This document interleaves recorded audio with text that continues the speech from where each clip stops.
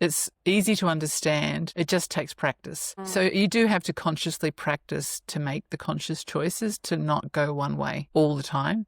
So you'll see it, like my family of origin's quite, fallen apart. Like none of us are really connected too well, because unless you're all really wanting to come together to practice this type of change, it's just, you're just going to get dragged. Yeah. So I don't want to be dragged anymore. Like I've spent a lot of decades in my life feeling that, and I don't need that anymore. Welcome to Conversations with Kristi. I'm Kristi McVie, a former WA police officer, specialist child interviewer and child abuse detective. For years I worked on the front lines investigating child sexual abuse, where I saw the risks, the patterns, and most importantly, the ways that we can protect our kids. Now I'm here to share that knowledge with you. This podcast is all about real conversations, giving parents, carers and educators the tools to keep their kids safe, both in person and online. Through survivor stories, expert insights and practical advice, we'll navigate these tough topics together so you feel informed, confident and empowered. Because when we know better, we can do better, and our kids deserve nothing less. Content warning. Some topics and conversations can be triggering for some listeners. Listener discretion is advised, as your mental health is important. Please refer to my website and the show notes for available support services. Hello and welcome back to the Conversations with Kristi podcast. I am so excited to be talking to the wonderful Susan Dunlop. Oh my gosh. I have had 2 podcasts today and I can't speak now. And of course, we've been talking flat out before we started press record. And here I am. I now can't even speak, but that's great. I'm really excited to talk to you, Susan, because I know that you've got some really important insights into what child development, especially, but how we can recognize some of the signs of not only if a child's being abused, but also when we are on the other side of it, when we're trying to heal, and how we play certain roles in that. But thank you so much for being here. We have had the longest chat before we press record, and I was like, we better press record. We're never going to get this done. But yeah, thank you so much for being here. Yeah, bit of a half-hour session before the session. Sometimes it's like that. And I love that we can have those chats, but sometimes I'm like, oh my gosh, I'm like talking way too much. But this is about you, Susan, not about me today. But tell me, like, for the listeners who are going to go, who's this Susan Dunlop? Say Dunlop. I can't speak. Who is this Susan Dunlop person? Can you just tell my listeners a little bit about yourself? Sure. So I'm Susan Dunlop. I live in Noosa in Queensland, Australia, and I've been a leader in business. I train self-leadership. And before all of that, I left Sydney with my 3 young children to come and live someplace beautiful. And way back before that, I lived in just common old suburban Sydney in a Catholic family home, did all the usual stuff in the 60s, 70s, 80s, as most of us know. And unfortunately, we had abuse in our family. So I'm lived experience of that. I think in Australia, you call it harmful sexual behaviour. Yeah. So I decided at one stage in 2011 that I would become a voice in the silent landscape of sibling sexual abuse, because no one talks about it. Yeah. And I thought, well, if no one's going to talk about it, I'm old enough and wise enough to say something. And so I explored it as much as I possibly could. I researched it, and I've learnt a lot. And in the learning, that help comes healing. And now I'm on the other side of that to advocate and make change. Yeah.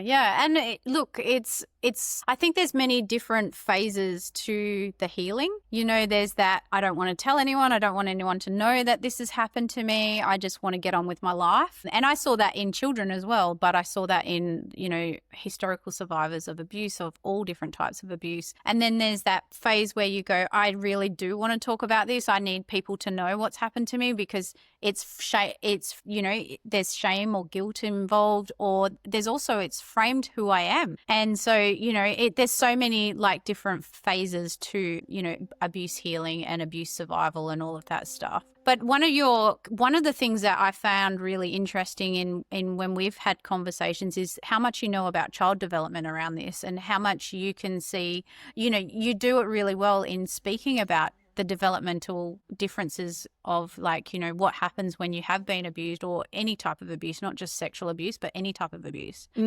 So how do you think that understanding the development of children plus, how does that show up in your own life as an adult? Where does that come from? How did, I guess, you mentioned that your lived experience, you've got lived experience, but where did it show up for you, and what's changed over the years as you've gone through it? It's definitely, as you were saying earlier, is that keeping everything held in tight for a long time, because I remember thinking, if I let it out, what's going to come out? What's happening? I don't know what I'm going to find. And I didn't want to find it because I was busy being a young mum. And then I was busy moving to another state and then busy building a company. And I didn't want anyone to see me with those masks down, I suppose, that I was keeping in place. So I didn't have time to fall apart. And I believe from the work I do, I know there's a readiness for change. There's a readiness to approach things. And it's okay for us not to be ready as we move through. Talking about children, though, I've definitely learnt there's the connection between being stalked in your own home, having no safety in your own home, definitely has an impact on you, where, we hear people talk about the fight, flight, freeze response. Usually you're talking about that on a one-off occasion. But when it's in your house and you don't know when it's going to happen, and if it's, it was over a few years, it could happen any time of day, anywhere you were, at your house, on holidays, at your grandparents, anywhere. I had that, basically my adrenal reflex was switched on all the time. Yeah. And I didn't know that. So there's always that undercurrent of that. And I brought that through into the way I operated then as an adult, like busy girl, just always doing stuff. So I could see that. And I think when you get to take the moment to go back and really have a look and walk back through everything, you sort of feel that compassion for the child. Yeah. And you can see that it shapes the silence that you were in, the shame that you had back then, the feeling that you were the only person. That doesn't go away. It takes a really long time. It's a bit like that Robin Williams, I think is it in Good Will Hunting. There's like a meme that goes around and he's talking to the young fellow in that, and he keeps saying to, what did he say? He says, it's not your fault. It's not your fault. And he keeps repeating it. And I think even now, I'm in my 50s, you need that repeated to you, unfortunately, lots of times, because of some reason back there, self-blame kicked in. And I can blame myself about anyone else's issues anytime. Somehow I did something about that. Oh my gosh, I know. And I can relate, not from the sexual abuse perspective or from like that, but I can relate from the fact that emotional, psychological, physical abuse, it was my fault. I was a bad child. I was a bad this. I was a bad that. So, when we look at it from that perspective, you can just imagine what we carry through to adulthood. I know what we carry through to adult. You know what we carry through. But I feel it's not until we slow down through parenthood, because we have to focus on our children, and then it kind of like comes and slaps you upside the head and goes, hello, here's your trauma to deal with. Yeah. I don't know about you, but that's what happens for a lot of people. I definitely had it with, I started a company that it grew so much. I just pictured I was going to run a lifestyle business, filling nursing agency shifts, sitting at the beach, sitting at the kids' sports carnivals. And my phones ended up ringing from 5 a.m. until 11 p.m. at night, 7 days a week. It's a great adrenal business, must say, because I had to fill shifts really fast all the time. Because you didn't need any more adrenal overload. I was good at it. Definitely was good at it. So I was doing all of that, but underneath there was always this feeling of me being awkward, being different. And it didn't take until after I sold that company, really, to connect the dots. And I feel, as I've said it a few times, that I feel like it's almost like you just don't see yourself. How I put it, it's like there's this person that was being who I was, and now I can see it from a wisdom space. I could, that was trauma. That was you proving yourself to your parents that you could do it. Yeah. But that didn't serve you anymore after a while, so you had to stop that. And then I went into my next evolution as a leader. So I was learning self-development and all of that. And so then I would step up through that. But there was definitely the part that goes back to the childhood that really was hard to ever shift, was that avoidant thing in me, and needing to fly. And I remember when I first saw my psychologist, she went, so you're a flight risk, are you? But, yep, I'm gone. If I can go, I'm gone. So I had to bring that into perspective and see it in me, and that was a really good thing to do for myself. It's interesting you mentioned that. I remember because my parents separated really young, and my mum left when I was 6, 7. I was with my dad and my stepmom and stuff like that, and how that manifested out in so I had an abandonment trauma. Yeah. As you do, as you would. And because I had no contact with my mum for years. And I got married quite young. I've been with my husband for a long time. And when I was in my early 20s, I remember we went to marriage counselling because I was planning my exit every 5 seconds. I was like, and I would say things to him like, well, when we get divorced, you know, we were married maybe a year and I was talking about leaving and breaking up and all of this stuff. So I was already, and I've been doing that my whole life, planning my exit. And it wasn't until I sat with it and went, I'm still with him. We're together nearly 30 years. But it's so crazy that I think I sound similar to what you're saying about that moving away from pain. I'll leave before they hurt me kind of thing. Yeah. And we had abandonment in our family generationally as well, which I felt so much for the people who experienced that in the generations before me. But I hadn't pieced it together as me not having that support. You know, there's that betrayal or denial and, you know, inaction that you go through after a bad disclosure, say, that you think, I was abandoned. Yeah. Okay. But I think because I was ready to do the work at the time it hurt a lot, but then you could actually sit with it. You could sit and go, okay, so what can I do about this now? What can I learn about it? What can I give myself as a ritual or a way of processing it, just to be able to let it hurt a little bit less every day and then move forward. Yeah, and I think that's the piece. Like I kind of get a bit trapped in that we talk about, you know, I'm talking about prevention constantly, prevention. But there's so many people probably who listen to this podcast or follow me where unfortunately it's happened. Something's happened. They haven't been able to prevent it.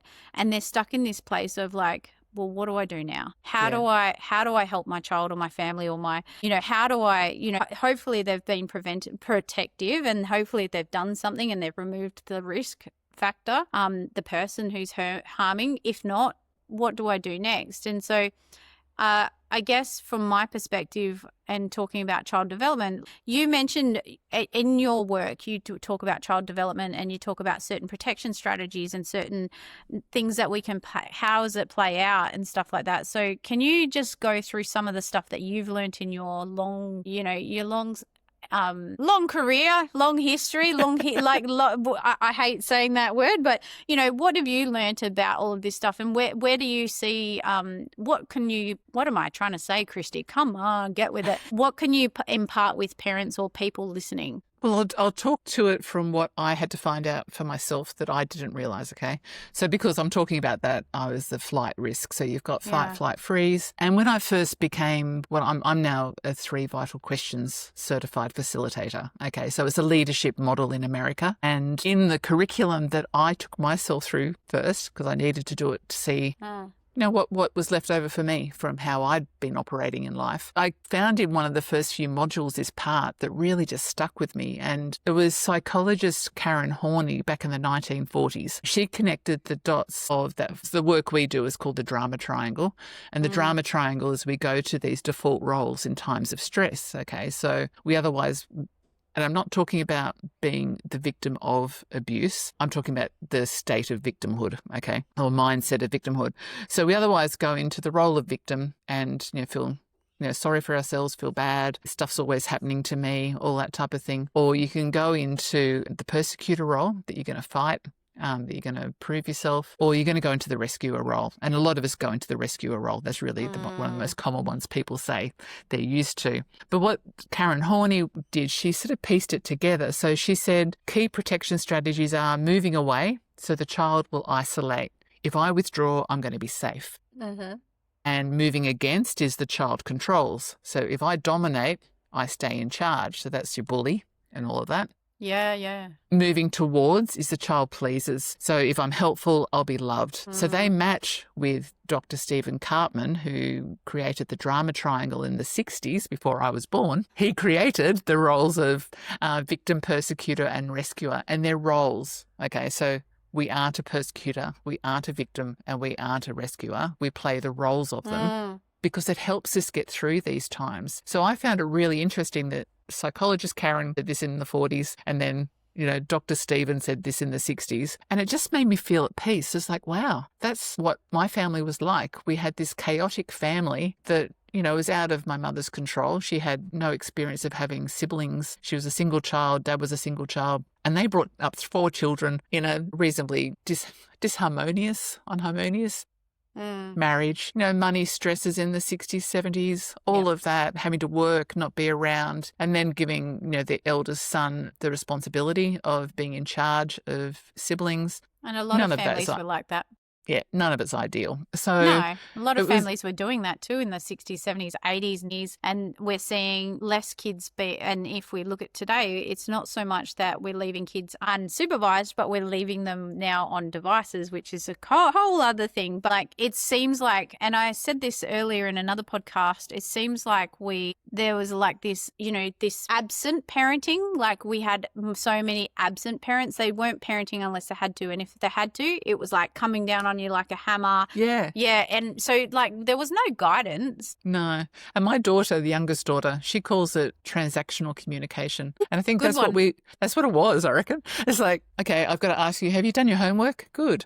Have you got your uniform out? Great. Okay. Have you made the dinner? No. All right.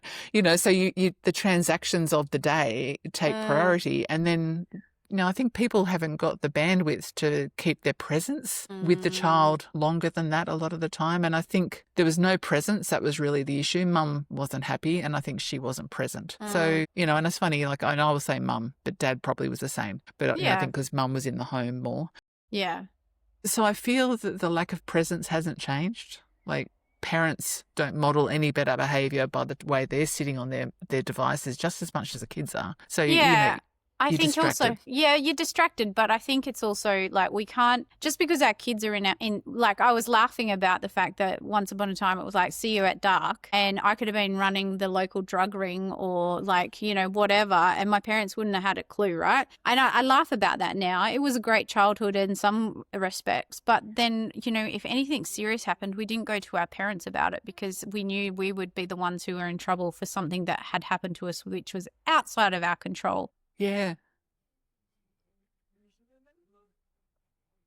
That modelling of parenting hasn't helped us get to be set up for parenting today. And unless we make actual changes, which is what you're talking about in that system, that drama triangle, when we realise which part we play, that persecutor, victim and rescuer part, it's why we've got parents who enable their children to, hurt other people. It's why we protect our kids when they're the bully. It's why we don't do what we're meant to do, which is lead our children to be better people so that they can be good adults. And I see there's a lot of work being done with people saying communicate with your children, talk to them about this, talk to them about that.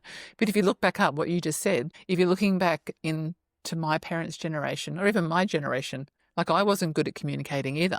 As a parent, I did better than what my mother did. I was much more in my daughter's spaces, but I can't say I was great at it because my parents weren't great. Her parents weren't great. His parents weren't great. So there's a lot of just being okay and having some self-compassion, I think, in the fact that that's just the way it was. But the work I do is about making conscious choice, and it takes practice to make the conscious choice. So it's about looking at what you're doing by default, and you'll start to see it all the time. You'll see yourself playing the victim, the persecutor, or the rescuer. And you can play it all in one go too. It's crazy. And once I saw it, I would walk into my office and just pick what was going on, and then it also made me relax, thinking, oh, they're doing that. That's okay. I understand what that's about.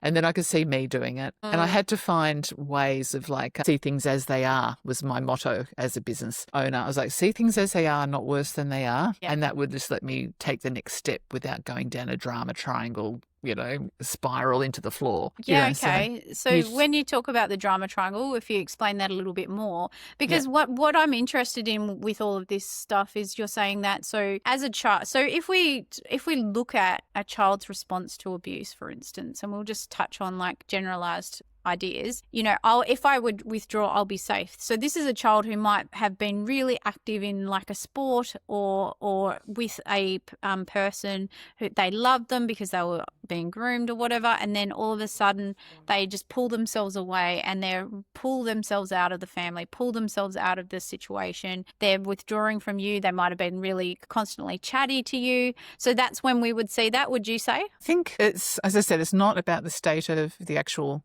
victim of an abuse situation. Right. It's a afterwards. mindset thing. Mindset afterwards. Yeah. So the mindset is, well, why me? Why is this always happening to me? And it makes you fall into that space of the victim role. I think in our work we talk about you go from victimization to victim, and then you can move up through to the healthy alternative, which is the conscious work. I got that. Yeah. So it's not...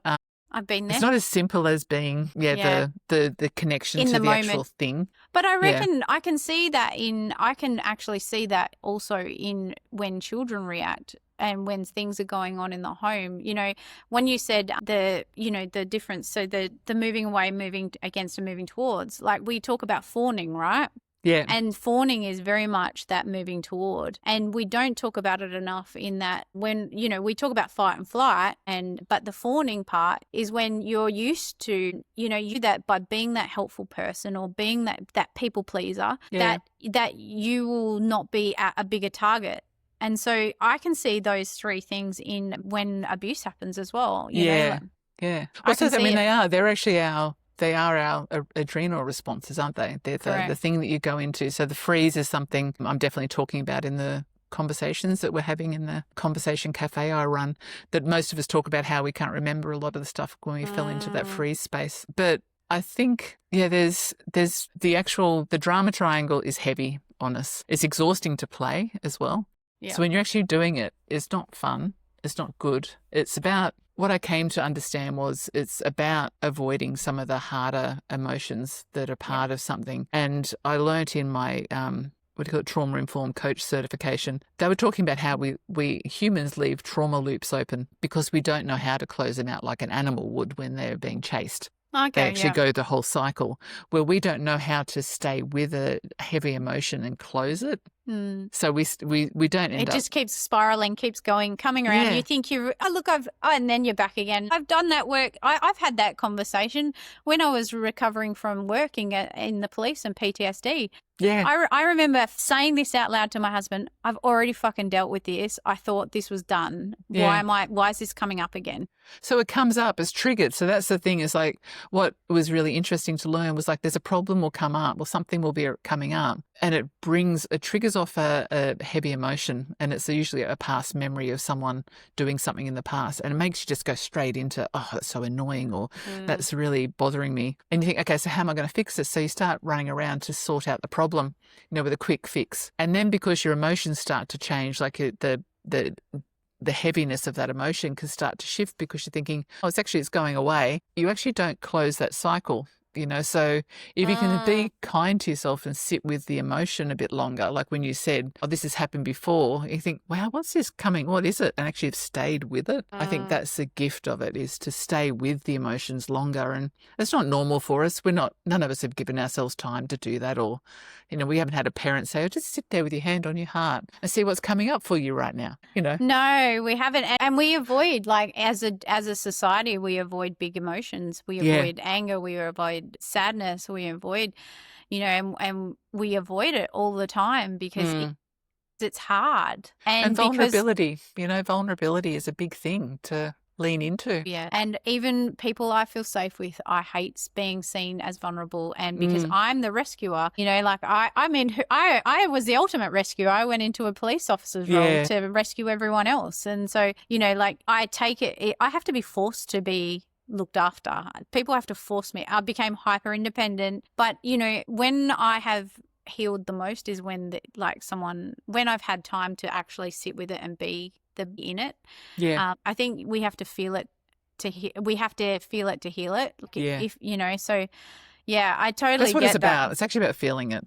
So I think if you applied all the words that feel the drama way, you've got so many words you could apply to that, and they're all heavy, and they're, I've taken a whole school staff through this, and they're in Hong Kong, and some of the people were saying over there that just their normal family dynamics is just full on drama. It is the three roles just constantly. She said, no wonder I come to work so exhausted on a Monday. So just acknowledging that our personal lives are like that. So that actually impacts how you show up then in your work, and, and also then how you show up with your kids. So you're modeling that all the time, and our parents modeled that to us. And the media, the shows on TV, everything is modeling that way of being. It's the default. So we all can relate to that really well, where trying to choose a conscious way forward is not quite the normal. As easy. So, and it's not as easy. It takes work. It takes acknowledging that's what's happening. yeah. I often say to people, or I've said it to my husband, is it me? Am I creating this? And sometimes by just saying that, I'm like, just checking, like putting the thermometer into my life. And, some people really are fueled by drama. So they just keep creating it. But it's, like you said, it's a trauma response, right? So Yeah. Yeah. It's one of and the in many. our world, we actually, the fellow who founded the work I do, he had permission from Dr. Cummin to rename it the dreaded drama triangle. So it's DDT, as in toxic. Because if you do live it, if you don't just go to it in times of need, like when the adrenal thing kicks in, if you're living it, it becomes quite destructive. Oh, it's not so good for your destructive. relationships at all. So I mean, like a workplace with this going on, not good. Horrendous. A family with it going on, not great. So if you can see that it's there is and know that you're doing it, you get to choose whether you do it or not. It's not like you don't have a choice. You do have a choice. So how do you identify whether you're in the drama triangle? If you've never heard of it before and you're wondering, like, why is this always happening and why am I always in this space? Or maybe you don't even realize you are. How do you identify it? Is there any questions you can ask yourself or anything you can identify in what you're doing or what's happening? Well, I would say you can tell by how are you reactive? Are you needing to get things done straight away? So that's reactionary. Or are you taking a time to stop and think before you choose what you need to do? So to me, being reactionary, playing the victim role, the thoughts will be like, life's happening to me, poor me, you feel helpless, you're feeling victimized, discounted. The type of behaviors involved are you're going to be reacting, you're going to give up, and you don't have much energy. And then there's the persecutor is when you're feeling like I've got to win, I know best. Got to have the last word? Is that one? Defensive, on guard, that you're discounted, so you have to lash out, that you're self-righteous, you dominate and you control. And basically what I remember when I first heard about that is about putting down versus building someone up. Yeah. So that's a feeling of what a persecutor's like.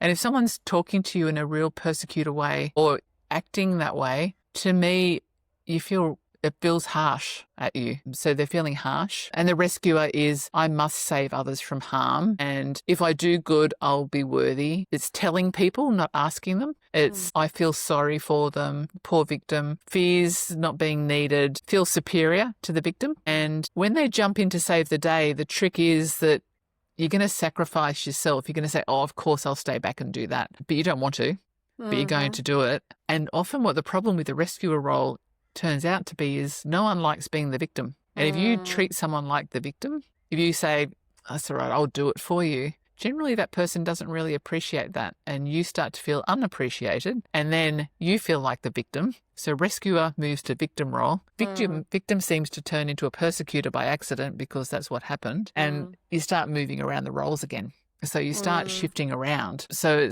you'll know it. There's a book that's actually the origin book of this work is called The Power of TED, like as in TED Talk, but TED, by David Emerald. And it's only like a 3-hour read or 3-hour listen. And we do this as our foundational book for the work I do. And everyone who listens to it or reads it says, I feel like he was talking about me. Yeah, so did I.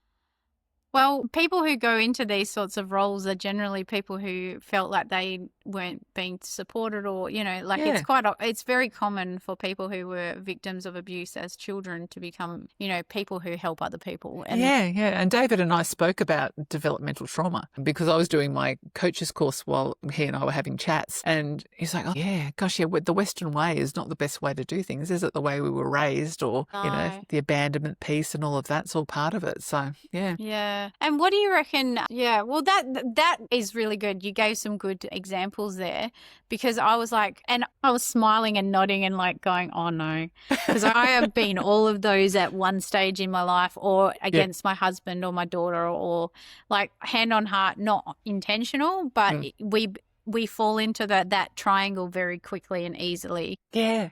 Because we don't have the tools. No one's taught us. No one's shared that with us before. So I think that's really important to know. And I think, if you don't know about it, it's something that you can learn about. And we don't walk around wanting to harm each other and harm ourselves, and we don't walk around with this. There's very few of us who want to actually hurt the people we love. But I just picture in my work, I think I was asked the vision of what I would like to do with this work when I became a trainer in it back years ago, 2021, I finally got my certification. And so I'd love to bring this to school kids and to parents, because what happened in my household wouldn't have happened if I had been shown to be self-empowered as a child. And all you people are doing amazing work. Like you're talking about consent and the body parts and all of that. You're actually making a change that none of us had. So I think the world is changing in that space, though I do hear then that stats are showing that, abuse is still happening, and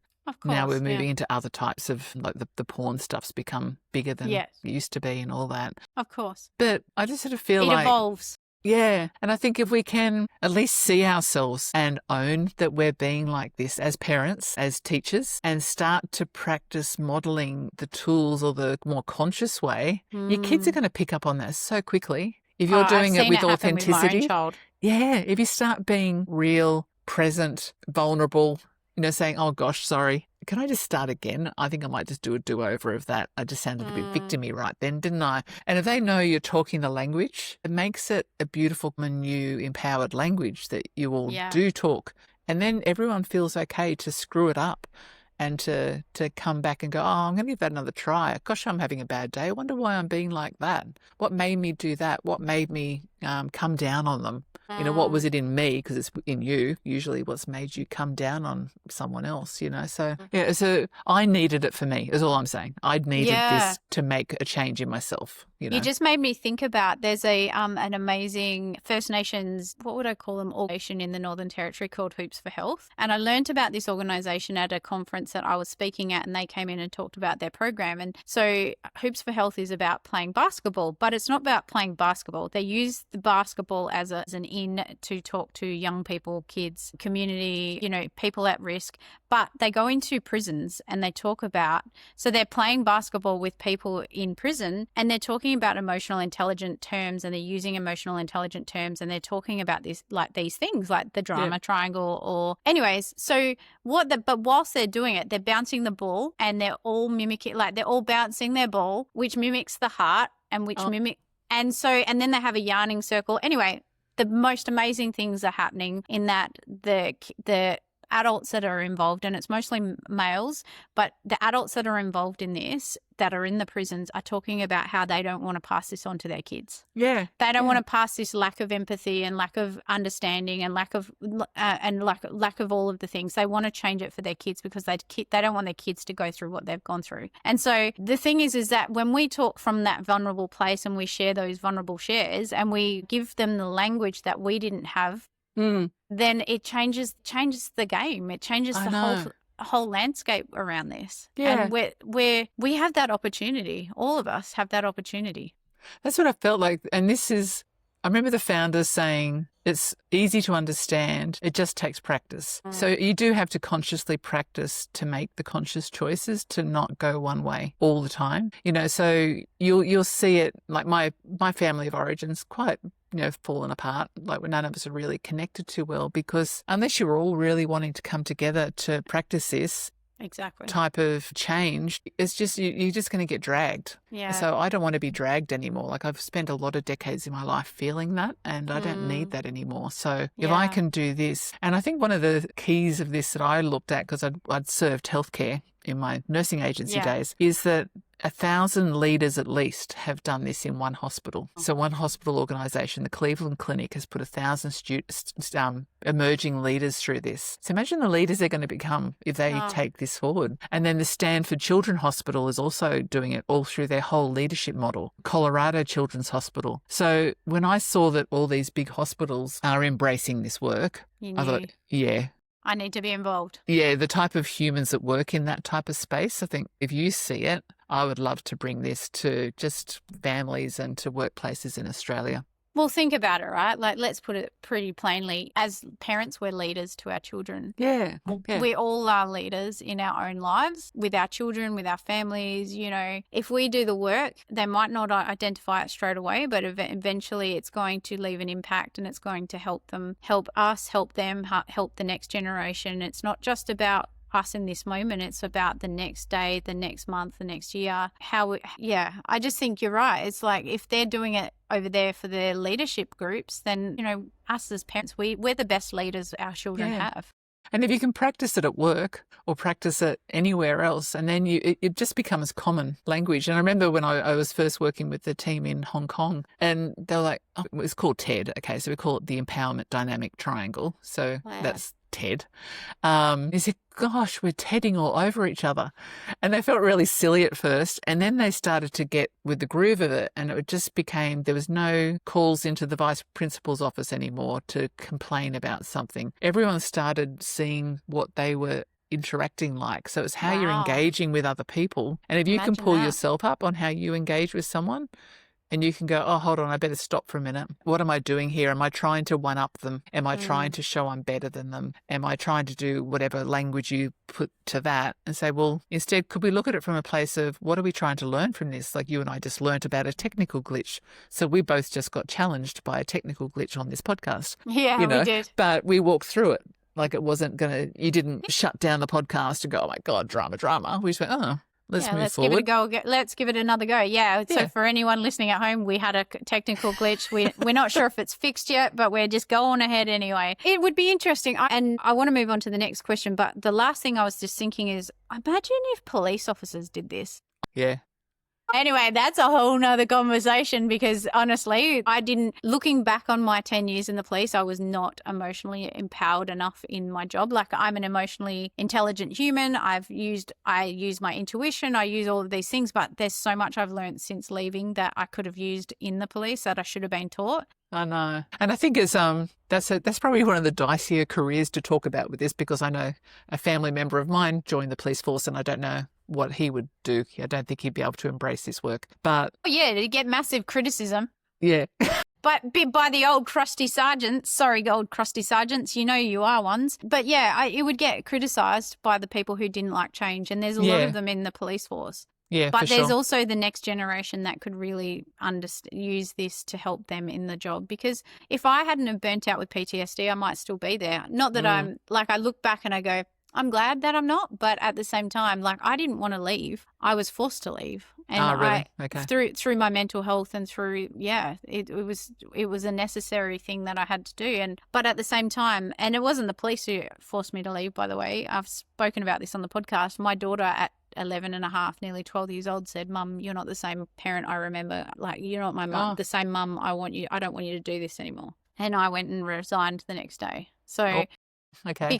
Because and it was probably, and this is me in a nutshell, I very much like, once the decision's made, but it was already causing so many problems in my family life and it does, all of this stuff it affects every relationship you have.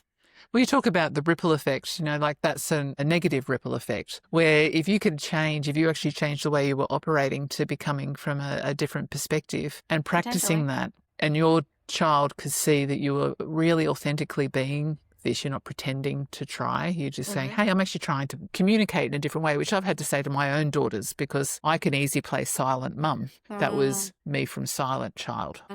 I can drop back into that when my depression kicks in or my PTSD takes me down a little bit of a rabbit hole every so often. So I have to pull myself back up out of that. And I've said to the girls over time, so if you don't mind, I might sound a bit weird sometimes, but I'm trying to practice speaking differently and thinking differently.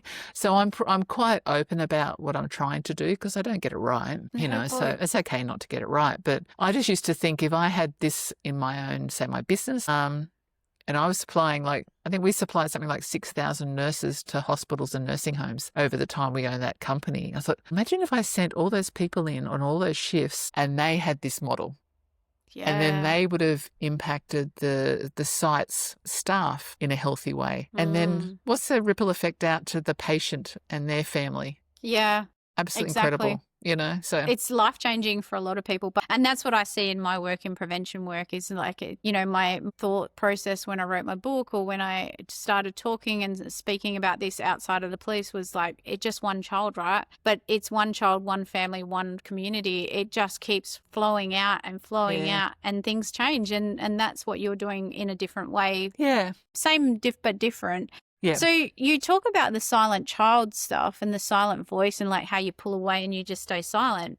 Obviously over your journey, you've reclaimed some of that. Yeah. And I think it was also just taking the time to look back. I think you've got to stop and look back and see that that's what you were.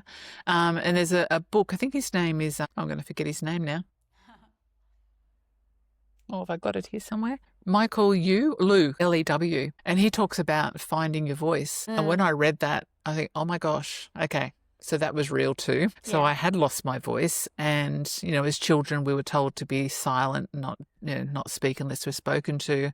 Yeah. And then I stayed silent because I was knocked back in a disclosure as a child, told to go and sort it out myself. So I felt alone. And then, then I, moved into years, and you definitely don't speak up. It's more that you numb. And I definitely numbed with alcohol, just to get through. Not be seen, not to fit in, not to, be excluded, everything, that mixture of confusion that I hadn't addressed any of this stuff yet.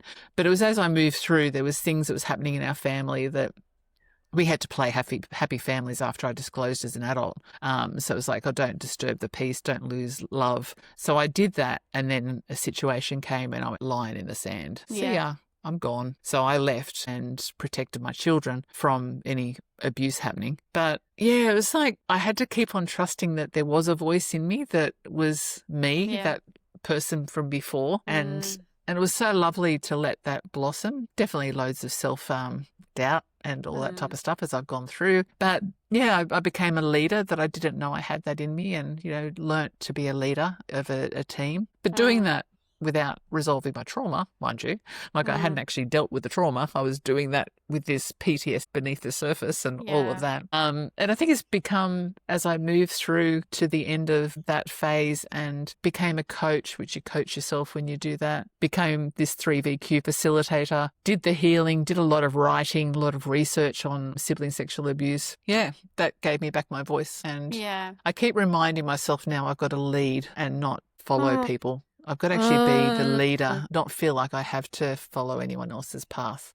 Well, and we all get trapped in that where we think we're not good enough or we're not worthy enough, or who are we to speak up about this stuff, or even I do, But that's the thing, like this is your journey, your experience. You're the expert in your own life. So no one else can tell you what you did or how, no one can. No. But I think from my experience investigating sibling sexual abuse, I didn't see a lot of it come through my door unless it was historical. Or so historically they'd come back and say, look, this happened to me. I want to do something about it now. Or it was a child who was currently being abused by a sibling or a step sibling would disclose to someone like a mandatory reporter or a friend, and they tell their parents, and then that was reported to police. And one of the things that I don't think is, that's why I want to have these conversations and why I want to open them up, is because a lot of kids out there are being harmed in their own homes by siblings or by family members, and it's not their fault that they're being abused, but we're not supporting them. We're not keeping them. No. And I've given you another little an excerpt from there's a really cool report or review that was done by Dr. Ellie Hansen it was for NSPCC learning. So I've given you the link. You're welcome to share. I'll put it in the show notes. Yeah, but it talks about it. So it talks about the prevalence, recognition, the age, the power dynamics, parental misunderstanding. And it's a really simple one-pager. I thought I'll give you something at least that's about that. Because I'm running conversation cafes with survivors, with parents, very inclusive. If someone who's harmed is wanting to come along to that, they're going to be welcome, but it might be tricky for them to feel comfortable with that. We've got social workers coming to it. But what I'm witnessing when I'm sitting there facilitating this screen full of people is if a social worker will just suddenly decide that they're going to share what it's like to talk to the child who harmed, because she's working with the child who harmed and the children who were harmed. We all just sit there, the survivors, and go, no one's talked to us about this. Right. There's been no conversation ever on this. So we've all got to our 50s and 60s and we're having our first conversations ever about the impact on our intimacy. Surely it would impact your intimate relationship. 100%. The addictions, so much. But no one's had the conversations. So we're trying to start having the conversations now. And it's all sort of happened out of COVID times, interestingly. Everyone, I think, sat with their big missions and went, How do it's I time do it I wrote the differently? book. Yeah. Time I spoke up. And there's all these books coming out of the woodwork in the States for sure. There's tons of memoirs coming and, I know Dr. Amanda Patton has done some harmful sexualized behaviors interviews with both, the child that's been harmed and the child that's harming. And that's the language we use in the harmful sexualized behavior framework. Look, I'd imagine, and correct me if I'm wrong, I'd imagine most people, survivors, lived experience would wished that they don't, you don't hate. I'm trying to get the right frame of how to say this. Maybe I'll just blurt it out there and you can correct me. You don't hate your sibling or whoever's doing it when you're a child, right? You don't hate them. You just want it to stop. You just want it to end. You don't want them to do it anymore. It's not okay. But there's your parent that's meant to keep you safe and is doing nothing because obviously they don't have the framework or the tools, or they're ignoring the problem. And so you're left high and dry, and this person's still doing it. And it's not until you become an adult and you realize how neglected and abused you were, not just by the perpetrator, the person who is abusing you, but the parent as well. That's where the pain is really hard, is because that person should have stopped it, should have protected you, you might have been able to move on a little bit simpler, a little bit easier. Maybe not. Maybe it would have, who knows? But yeah. I just think there's so much we need to say in this because it's not being spoken about. Like I said, I didn't see those cases until they were historical, and the person's like, I fucking hate them. I fucking want them to pay. They ruined my life, that kind of thing. I know. I think there's a lot to be said from the adult mind when we're looking at it from adults looking backwards. Definitely during the time of it, there's, to me, and I know there's other people that I've heard speak of it who will be different. They've got different perspective, and there's been different, actions taken against them by the person who harmed them. So there's all sorts of scope of that. It might have been once off. It might have been a feeling of love, or it might have been something that made you feel like you were part of something even. Yeah. So there's all sorts of, we can't really generalize it down into too close. And there's also all the different parents. There's parents who've walked in and opened the door, seen it and closed the door and walked away because possibly it's happened to them before as well. So there's that type of thing. I just think I definitely tried to get my mother's attention with it. I know once my father asked, where are your brother and sister? And he said, I remember you saying, and this is where I knew what age it started. He said, I remember you saying, they're in on the bed. And he said, I remember looking at you thinking, that's an odd thing to say. But he was just determined to get the family in the car, to get the boat down the boat ramp and just get out for the day. So he didn't think to do something, but that was a moment that he could have done something. I also think the choice to be naive. Yeah. And that was probably, I was 29, and they just said, you got no chance. It's historical. You're not going to have any evidence. Don't bother. But that was in the 80s. Yeah. Corruption in the 80s. Yeah. It's changed. A lot's changed. I mean, I've done a lot of historical cases, lots. Yeah. And generally there's a lot to it. If someone comes forward, it's an uphill battle for a lot of survivors and for people who want to report to police. It's an uphill battle. I'm not going to in no way, shape or form say, go do it. It's easy. Yeah. Okay. But what I will say is that I have prosecuted and I have charged people with offences from 30, 40, 50, 60. Oh, really? Years ago. Wow. Even historical as 5 years ago. So, it can be any age. I think the longest charges, they were from the 50s. So I have charged people from that far back. So, and it is possible to do that. So it's just about, it can be the police that you speak to. It's with whether you are what you can provide to police. Historical cases, in general, it's he said, she said, or she said, or whatever. But, there's always ways to confirm things with a historical case, it would be getting the statement. And say, for instance, someone said, we were living in this house and this time, and it was around my 10th birthday. And I remember it because this is what happened. Because you know what it's like. Well, I'm generalizing, sorry, is, for some people, they can remember the first offense and maybe the last offense and maybe some offenses in between, but they don't remember everything because it all blurs together. It all mushes together. It's quite blurry when it's over a bunch of years. Yeah. Yeah. So if you can pick out one or two or even 10, however many, it has to be able to be identifiable for a reason. So for instance, I had historical offences where they'd say, I remember it was my 10th birthday because I got this dress and I was wearing this dress when it happened. This is where we were. So then I would as the investigator, it was my job to go, okay, who can corroborate that? Who can give evidence that at this time they were living at this address? Or is there records from the rates that they paid? So I used to go hunting through paperwork, basically. It was always paper-based, hunting through paperwork, hunting through statements and bank statements, and then, hunting through other witnesses or potential witnesses saying, do you remember living at this address? Or do you remember, and that's how I was able to, confirm that they were there at this time. Okay. Yeah, so that's how it works. It's possible. Okay. It is possible. I know. Yeah. And a lot of people don't realize that. And it's one of the worst things about, I think, that police have done is because it's hard work, they don't try. No. Okay. And it probably would have been easier back then to have done it when I was 29.